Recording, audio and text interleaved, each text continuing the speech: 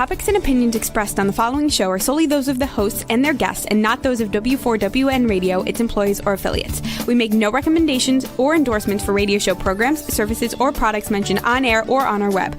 No liability, explicit or implied, shall be extended to W4WN Radio, its employees, or affiliates.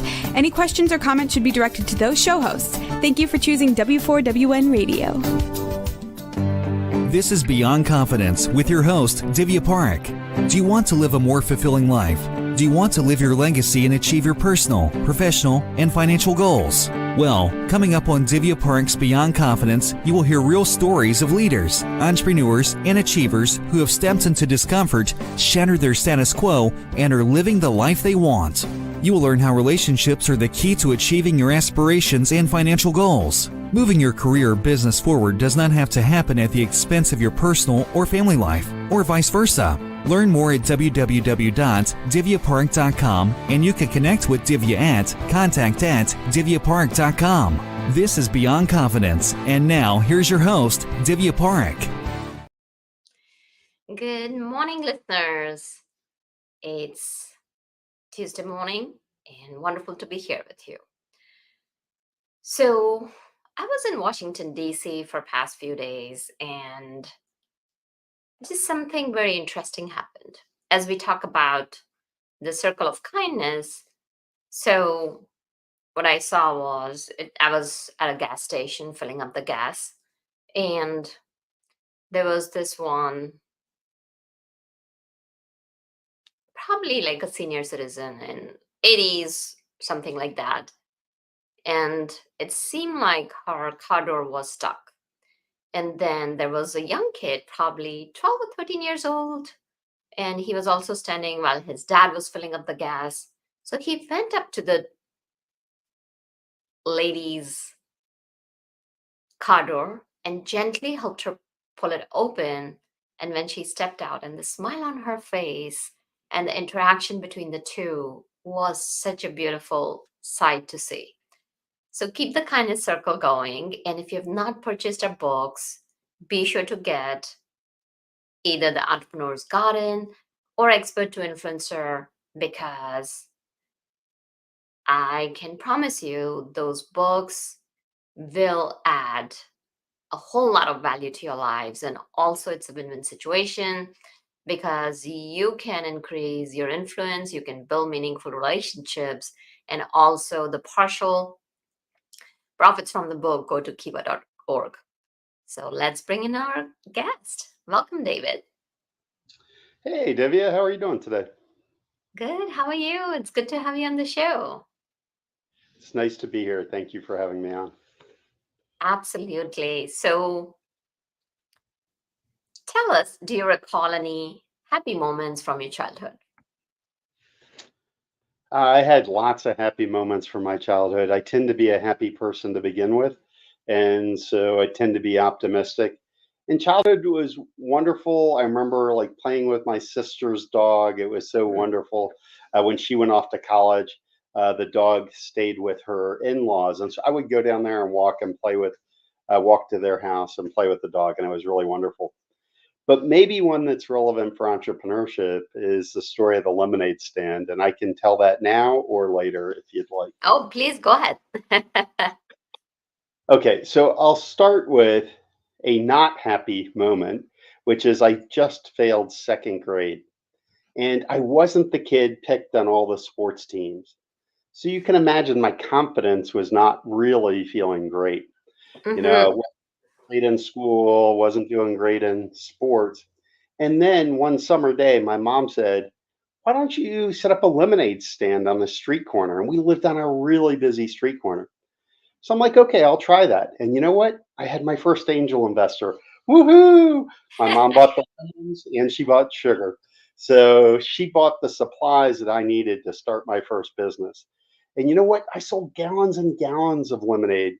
Why? Not because I was the best entrepreneur at 7 or 8 years old, but because I was on a busy street corner. And so that made me happy.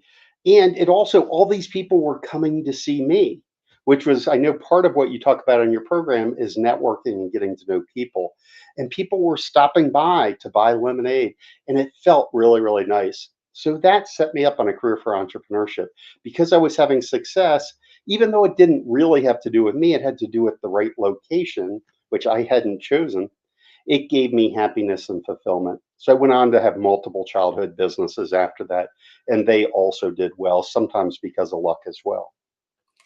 Well, tell us about those childhood businesses because there are so many parents out there who are thinking, oh, we need to get our kids in sports, we need to get our kids in these all these extracurricular activities. And it's important that, recognizing where your interests and strengths of your child are. And look at you, you're a thriving entrepreneur right now. And just that support from your mom set you up for success. So tell us about those. It really did, because she was supportive of it and then she saw I was succeeding, she encouraged more of it. So I had multiple lemonade stands that summer. I went on to selling other things like wacky packies, if many people won't know what those were, but they were like trading cards and things at the time. And I did well at that. And it was fun. It was thrilling. It was like a strategy of how do I sell more? Which ones do I buy more of that'll sell on the marketplace? And that begins to actually to develop some entrepreneurial skills.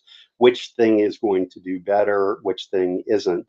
And even in the lemonade stand, I was learning things like marketing. Like if I put a big sign up, that said fresh lemonade, fresh squeezed," I sold more than if I didn't have a lemonade stand, if I just had the stand and not a sign. So I learned things about it. Other childhood businesses, I'll tell one other story. When I was in junior high, we lived with a family from Sri Lanka, and the man worked at a store called 7-Eleven. I guess I can say the brand names of stores here. And they had excess candy. It had been dented. It was near the expiration point or whatever. And he brought home these big, big boxes of candy. They were as big as I was, nearly, because I was a small kid. And, eventually it's like, what are you going to do with these huge crates of candy? Well, the answer was bring it to school and give it away. And so I would bring this candy to school and give it away. Well, you know what that does? That begins to get you known in the marketplace as you're the kid that has candy. So I was known as the candy man. Well, eventually, even though these carts were huge, I ended up selling out. Now, I didn't have an unlimited supply because 7-Eleven wasn't willing to give us free candy forever. And so what I did is I went to the local store and I had a high enough volume of several hundred pieces a week that I said, can I get a discount on my candy? Again, beginning to show entrepreneurial skills. And you know what they did? First, they liked supporting a young kid trying to sell something or whatever. And secondly, I did have enough high enough volume with a few hundred pieces.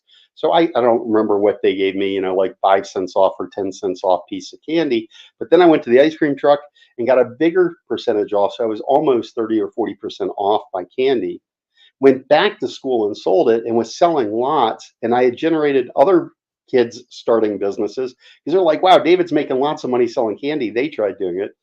And eventually I learned about government regulation. When the school shut me down, he accused me of stealing it, but I wasn't. Hmm. I was actually negotiating better than the other kids. And that's why I was able to undercut the other competition. And so again, early days of entrepreneurship, but that's kind of how it starts. Again, the luck of the draw of getting free candy, which had me bring it to school. And then I developed a market, which again, it was luck, but I began to see that there was a market there and began to learn how to negotiate that and sell more products. Mm. Wow. So that is very powerful because, it teaches us so many different lessons. And there are a lot of entrepreneurial programs for young kids as well nowadays. And back in the day, they were not. So it's so important that if you see, again, kind of stressing the point that if you see that your child is into it, then let them develop those muscles. So it sounds like, you were developing already negotiating skills, you were developing, uh, what is it called? The marketing skills and sales skills. So as you grew up, what made you stay with entrepreneurship? Well, again, it was giving me confidence at a time I didn't have it. And that actually did develop my confidence further. So eventually I actually did okay in school, went on for my MBA, finance accounting. and new venture creation because I had had enough successes as a kid in this. And there was a strategic aspect that fit with my innate ability. It's like what you said, parents begin to develop the kids' abilities, right? And I did have some things for analyzing and problem solving. And I knew I kind of had interest in this space of how money worked and things like that. So that's when I went on for, the degree. And then when I came out of there, I wanted to work for really big companies because I figured, well, I need to see how big companies do it, what they do well and what they don't do well. And then as I learned more about that, I became more interested in it. And then eventually, about 10 years later, I set up my first professional business and it did well as also. That's powerful.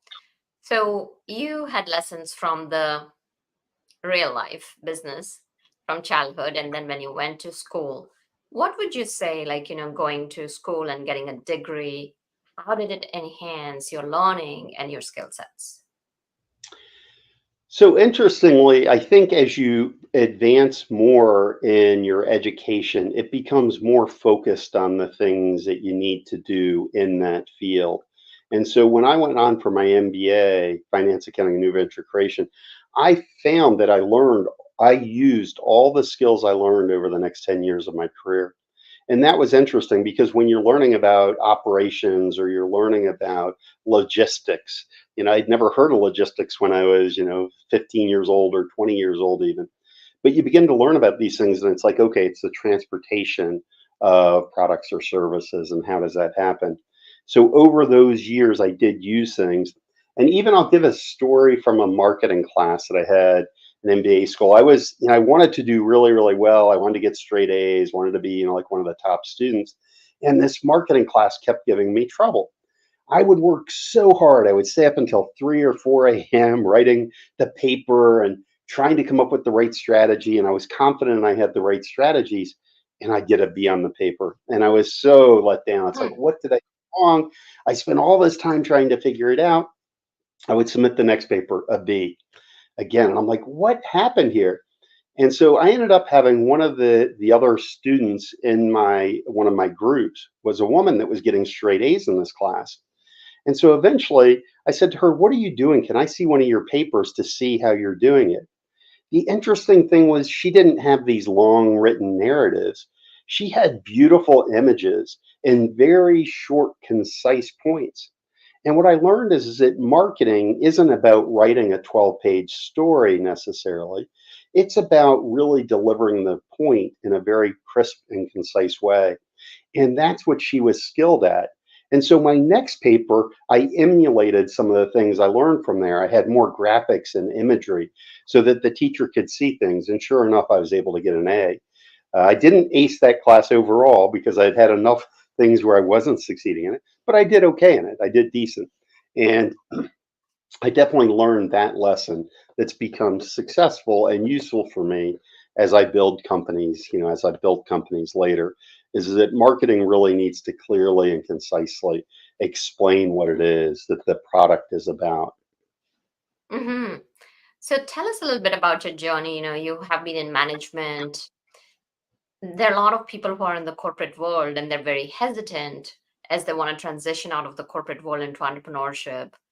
So did you have a job or did you continue straight into the entrepreneurship? So great question. So I mentioned earlier that I did work at some of the big corporations.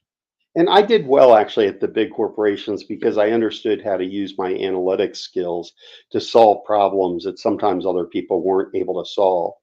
That did multiple things for me. One is it built some financial reserves because I was earning good income as an employee of a company, but it also built some of the confidence and skills and what it takes to succeed. And it did help me to see what worked and didn't work in larger companies. So eventually I decided to start my own business, which was a management consulting business because that's the space I knew. I'd worked with Pricewaterhouse and KPMG in their management consulting division. But when I started that business, I didn't know how to customers in the same way because my role wasn't primarily sales in the past. It was doing the consulting work and leading teams. And so I had to develop new skill sets as an entrepreneur. And one of the things I did is I talked to people. It's a kind of a novel concept, right? Learn by learning from those that know. So one of the first things I did when I set up that first business is I knew I wanted to work with banks because that's what I had done for the last 10 years, helped banks perform better, large banks like Wells Fargo and Bank of America and American Express. And so what I did is I reached out to smaller banks because I knew the big banks wouldn't hire me. And I happened to have a good friend of mine that was a CFO of a community bank. And I said, how would I go about developing business with someone like you? And he said, oh, that's easy. You hang out where we hang out. And I'm like, okay, where do community bank CFOs hang out? Believe it or not, there's an answer to that. Community bank CFOs hang out at community bank associations. So that's exactly what I did. So I went to a community bank association and I ended up meeting a lot of people. And I ended up selling at the first one I went to. I sold what ended up being my next couple of projects. And that really launched my business into success ultimately by building those relationships and understanding how those things work. Mm, I really like that. What you mentioned is that where do they hang out? Because so many people think that you have to have so many irons in the fire to connect with the right people. And a lot of people forget that ultimately you're working with people. So it's about the building the relationships and asking the right questions. So if somebody is thinking about becoming an entrepreneur from the corporate, what would you say are 2 to 3 things that they need to keep in mind before they jump into it? So the first thing is something that I kind of deal with every day or work with every day is many times entrepreneurs have a good skill, right? They've come from corporate, they've been helping corporate with HR services, let's say as an example.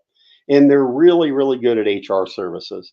So they decide to go out on their own and set up an HR consulting company. However, one of the things they haven't thought about is that when you're an entrepreneur, knowing the service is important, but knowing how to develop business is maybe even more important. So they may not have a good sales and marketing plan. And they may not have thought of how much money they need to invest in branding and marketing. I think I mentioned earlier that I actually built and sold multiple businesses. Maybe we haven't actually gotten to that part yet, but I built and sold multiple businesses. And part of the reason why is because I invested in the brand up front. So when I built that first consulting business, not only did I know where to hang out and how to find the people that were my target audience, but I also built a professional brand. I didn't say this is David's consulting shop like many people do. Nothing wrong with that if your ambitions are to just run a business, a lifestyle business for a few years. So the second lesson is know where you're going. So one of the things many people don't think about is they leave corporate and they're like, hey, I'm going to start my new business. Yay. But they don't think about what's their exit plan. They're like, well, why would I have an exit plan? I haven't even started yet. So what I often advise people to do is develop the exit plan before you start. Why does that even make sense? Well, if you think about if you got on the car and you turned on the GPS, but you didn't tell it where to go, well, any path will get you there, right? So by knowing where you're going, it makes a difference. Now, what do I mean knowing where you're going in your exit plan? What that actually means is having a sense. Are you going to try to sell this business to another company eventually? Are you going to run it until you retire and then maybe give it to your kids or maybe sell it to your kids? What is that plan? If you have a sense for that, it makes a tremendous difference on how you set it up. Are you running it as a lifestyle business and you just want to do it on the side? Maybe you want to earn a few $1,000 extra a year and that would be a success for you. Whatever your plan is, whatever your ambition is fine. But to me, that's part of thinking about the exit plan. So where are you going long term? Maybe you plan to have it that 20 years I want to run it. Okay, that's fine. But you want to think about how are you going to get there? Are you going to have team members and teammates and things along that line? So that's the second key lesson. So you said a couple of points. First one is think about the branding, marketing, and selling. And the second one is think about what your long-term ambitions are because it'll help guide your path. And it did help me succeed. So what I'll say on just as I wrap that part up is the second business I started. The first one I did successfully sell, but I hadn't had a clear exit plan in mind. The second consulting business I started before I started it, I decided I was going to sell to a mid-sized CPA firm. Okay, I didn't have the business at all, but I decided that was going to be my market to sell the business. And sure enough, 5 years later, that's exactly what I did. I sold it to a mid-sized CPA firm within my market. And along the way, as part of the exit planning, I actually talked to the senior people at the mid-sized CPA firms. I talked to the managing partners, had lunch with them, built relationship. Why? Because I knew once I had built a successful business, they would be the most likely buyer for what I wanted to sell because they would have the ability to buy. And I looked for firms that didn't have consulting firms but wanted to have them. And so that's how it worked out. Some very powerful lessons up there. And being an authority positioning advisor, I can definitely say that having that branding upfront makes such a big difference.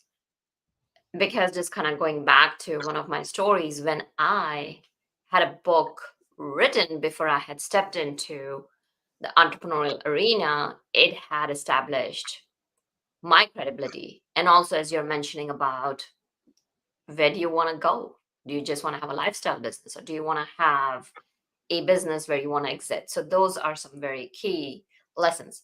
So now it also comes is the next part comes that, okay, you have thought about these, and as you believe in building the community, and a lot of people, especially with so many social media algorithms and this social media jungle, especially if you're coming from the corporate world, it is very hard to navigate those. And you have built a very impressive community.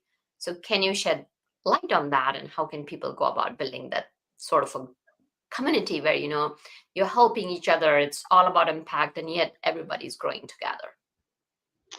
All right. So thanks, Divya. I'll talk a little bit about Eprenz and the Entrepreneurs Network. So as I built these businesses and sold them, eventually I got to the point where I felt like I probably could retire, but I felt too early to retire. So the question was, what was next? I'm looking out at a lake while you are looking at the background here of a wooden cottage. Uh, on the lake, if you swim a mile, you don't stop because you've swum a mile and that's your goals for your lifetime, typically, right? And you don't stop because you reached a certain age. If you enjoy doing something, you keep doing it. So that's how it was for me with entrepreneurship. I wanted to keep doing it because I loved entrepreneurship.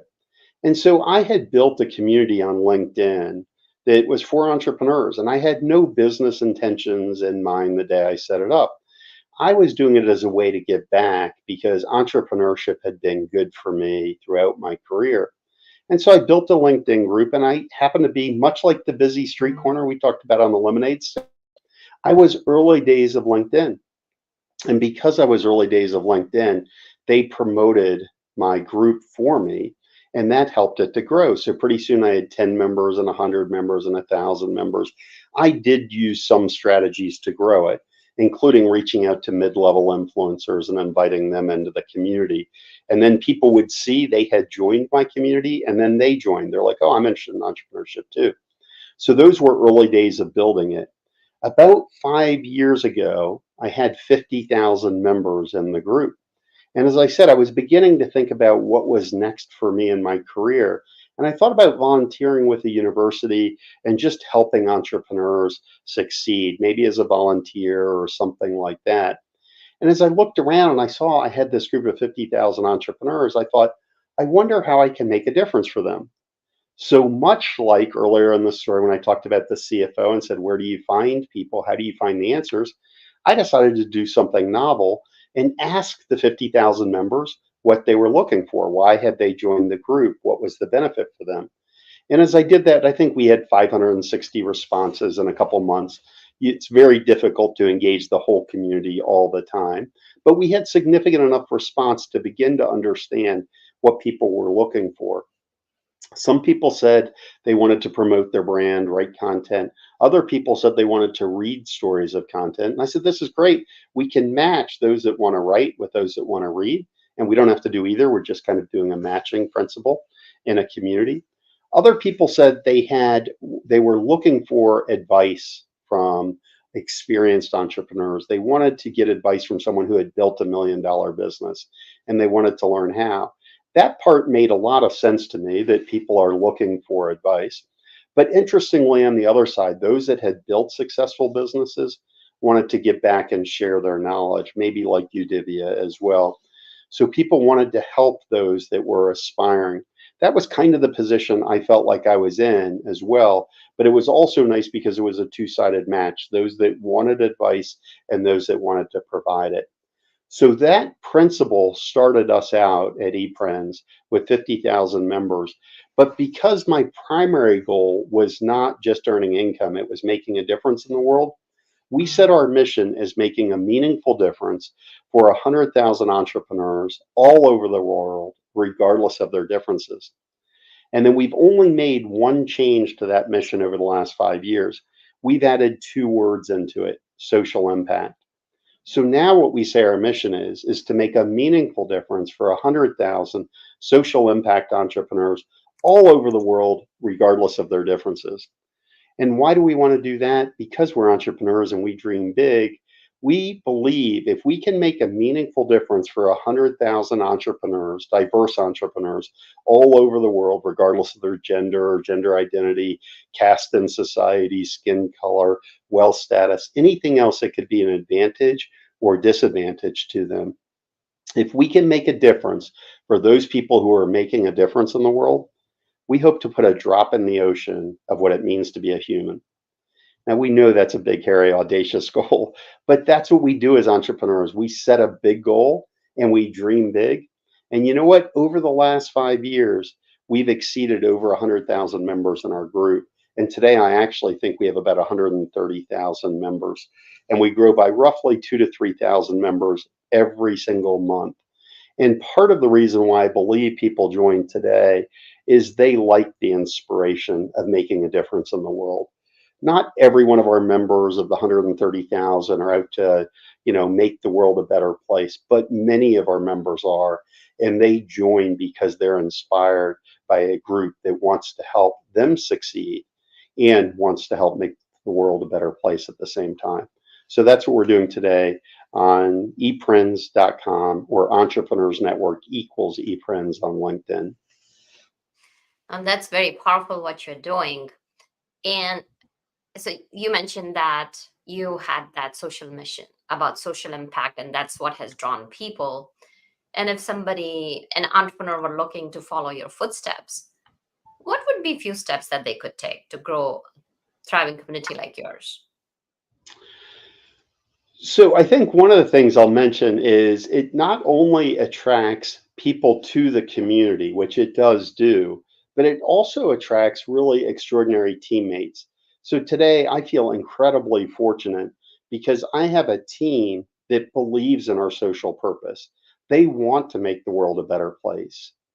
And so that's a really important part, because when you talk about what does it take to succeed in business, it takes a team of people. And it's really nice to have a team of people aligned around values.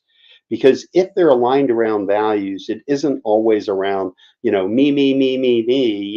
hey, if I haven't gotten a raise this week, I'm leaving, or something like that, right?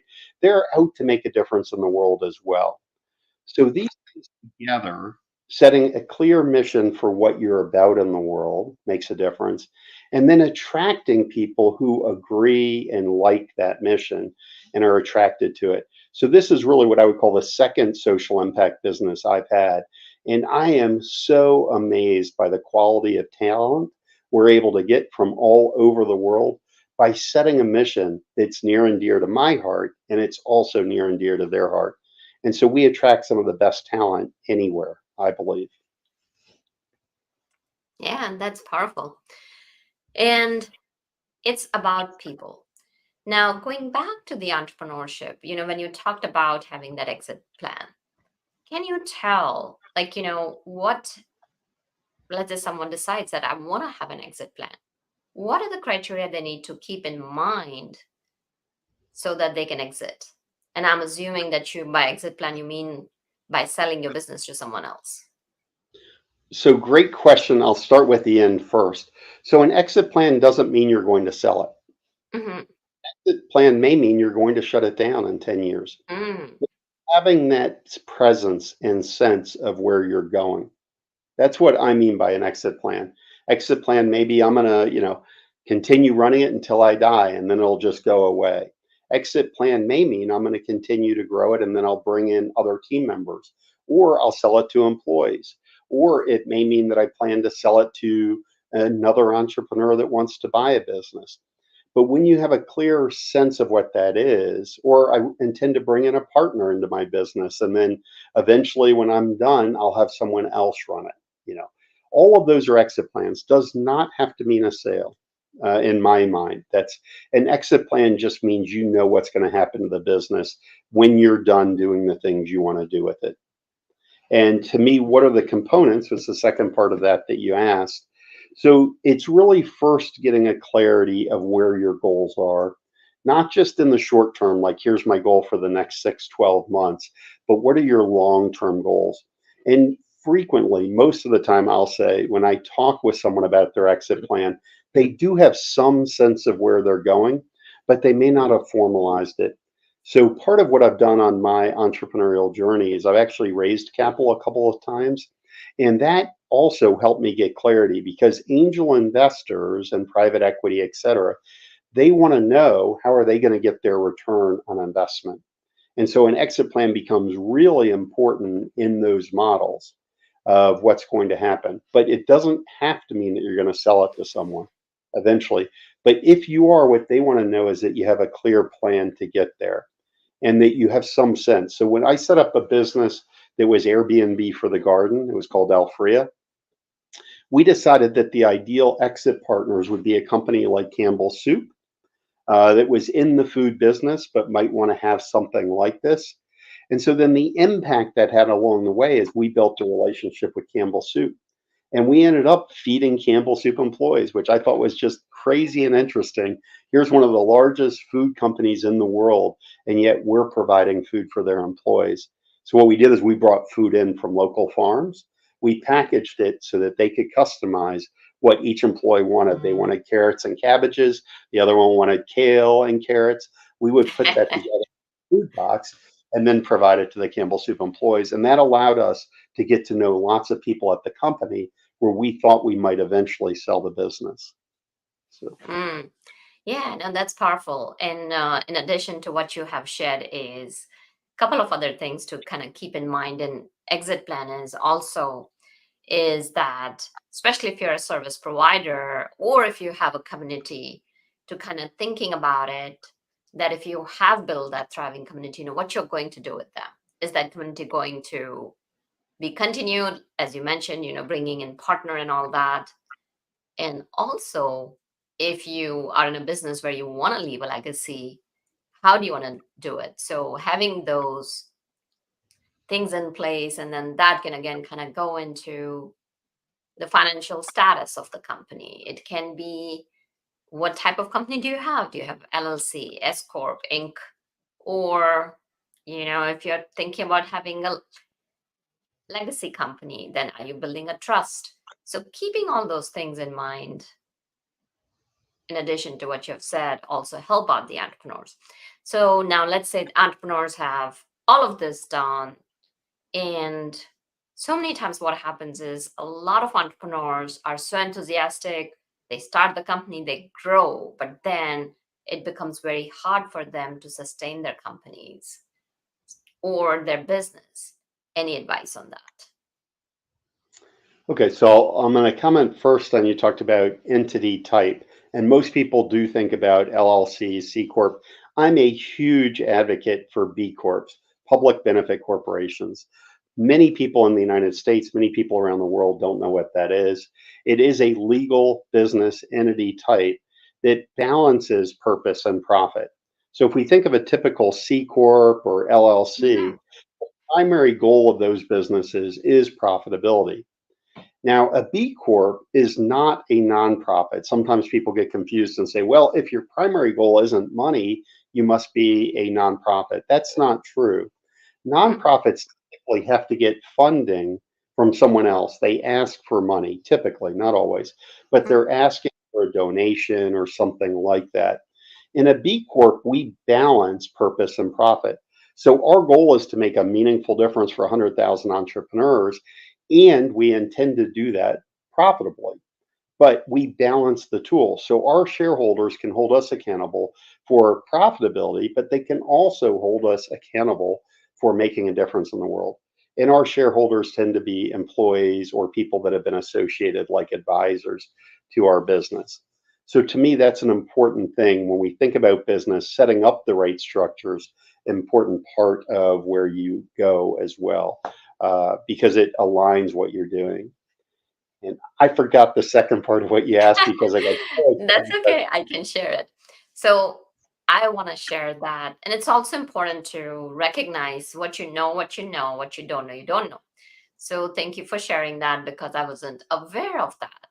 The public, when you mentioned the PBC, because again, you rely upon your team to let you know what is available. So thank you for sharing. And also it's important to acknowledge what you don't know. Because sometimes what happens is that when you're open to admitting your knowledge or the lack of, it creates the room for growth. So the second part was that, okay, somebody has a great business foundation, they're growing, and sometimes what happens is companies grow so fast that they're not able to sustain their business. So what are few things that they can think ahead of time to be able to sustain their business? Okay, thanks for that question. So there are a few things. One is depending upon the size of the business when they feel they're getting outgrowing, is sometimes it's looking for an expert in the marketplace that can help them. It might be a part-time CFO. That's a common service these days. Might be a part-time CHR, so Chief Human Resources Officer. So there are resources that can supplement as the business is growing. I also recommend that the entrepreneur always build the team to think about replacing themselves. So, there's a saying that you try to hire better than yourself, smarter than yourself. I love that concept because it's not a threat to the entrepreneur. It will help them get better along the way. And so, as you're building their steps you want to do, make sure you have good people on your team that'll help support you as you grow, and they can help you figure out the next steps. So, it isn't just one person deciding what needs to happen next, but rather a team.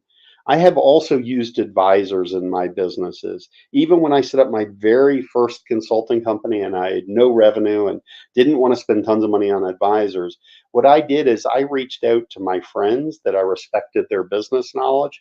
And I said, would you hold me accountable? Would you show up each month? I'd like an hour and a half of your time, 1 hour in a meeting, half an hour prep and debrief to just help guide me. And it was actually extremely helpful. Here I was, a single shingle, just set up my first business. And every month I know I have to report out to my friends who are my advisors. And it was powerful because I knew I wanted to go ahead and report out that I'd made 100 sales calls this month. If it was just me, I might have let go some of those things. But because I knew I was reporting out to other people, that held me accountable, but it also gave me advice. So you can have mentors, advisors, coaches that can all help you reach the next level. I've helped many businesses that have had a lot of success early days. And then, just like you talked about, Divya, they're beginning to get some concern about reaching the next level. For instance, a few years ago, I had a pool services company. It was a husband and wife had grown a business from zero, 50,000, then 250,000, then a half million, and they knew they were going to hit 1 million the next year. They had no problems in growth, but they didn't have the infrastructure to help support it. And they were running wild with so many activities to do. And so over a period of months, we ended up helping them to find some other senior level talent that could be added to the team to help manage things like operations. They were hiring 100 lifeguards each summer. Imagine that, just a couple person team hiring 100 people and then Mhm. needing to succeed, so they needed to be trained. So having an extra person on the team and figuring out when in the business is it right that on a full-time person or a part-time person is an important part of it as well. Agreed. And I think so that's a very, very sound advice about sharing that, there are so many fractional CMOs or CFOs or CHRs, human resources. You can bring in folks for part-time, as you mentioned, and then having a fractional, getting your business online. And once your business has jumped through hoops or whatever, whatever challenges it has been going through, you can have them on a very partial retaining basis or not. So that's a very, very powerful advice. So thank you for sharing openly your nuggets of wisdom. So if people wanted to connect with you, where could they connect? And if you have a gift to offer, tell us about that. Okay, great. So where to connect? So our company is Eprenz, Eprenz.com. You can find us easily, hopefully. Yep, thanks for sharing that with us, Eprenz.com. And you can also find us on LinkedIn at Entrepreneurs Network equals Eprenz. I tend to not respond much to emails, so the best way to reach me is probably through LinkedIn. It's something that I tend to see and notice. You can also pick up a phone and call. I guess you can find that on the website if you're looking for it, but that's a way to reach out.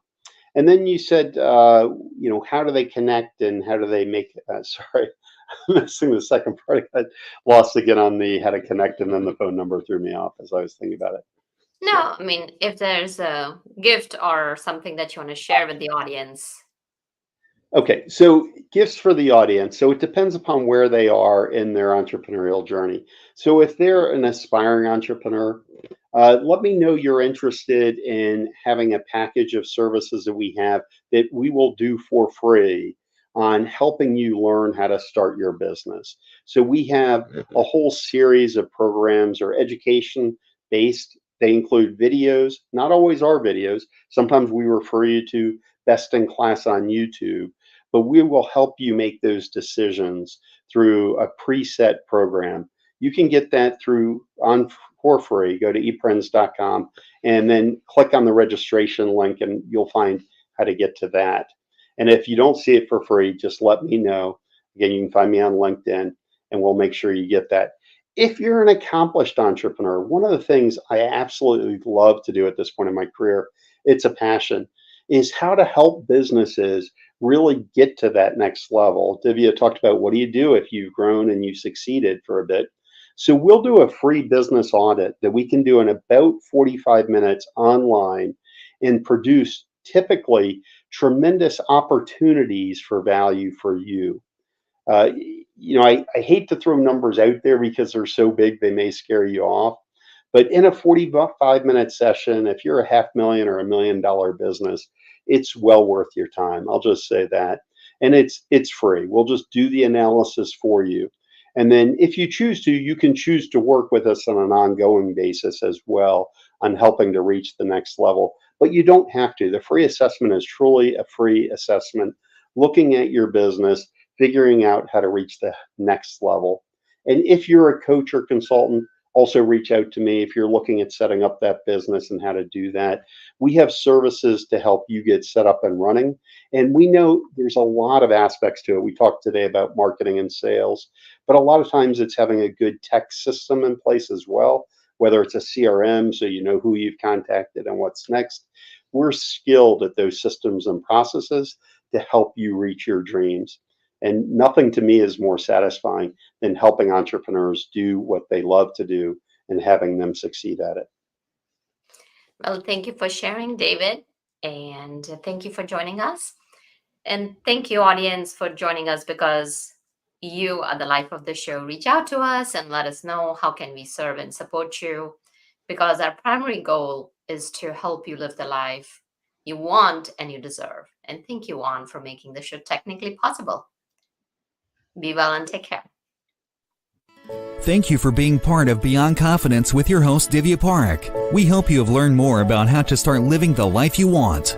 Each week on Beyond Confidence, you hear stories of real people who have experienced growth by overcoming their fears and building meaningful relationships. During Beyond Confidence, Divya Parekh shares what happened to her when she stepped out of her comfort zone to work directly with people across the globe. She not only coaches people how to form heart connections, but also transform relationships to mutually beneficial partnerships as they strive to live the life they want. If you are ready to live the life you want and leverage your strengths, learn more at www.divyaparekh.com. And you can connect with Divya at contact@divyaparekh.com. We look forward to you joining us next week.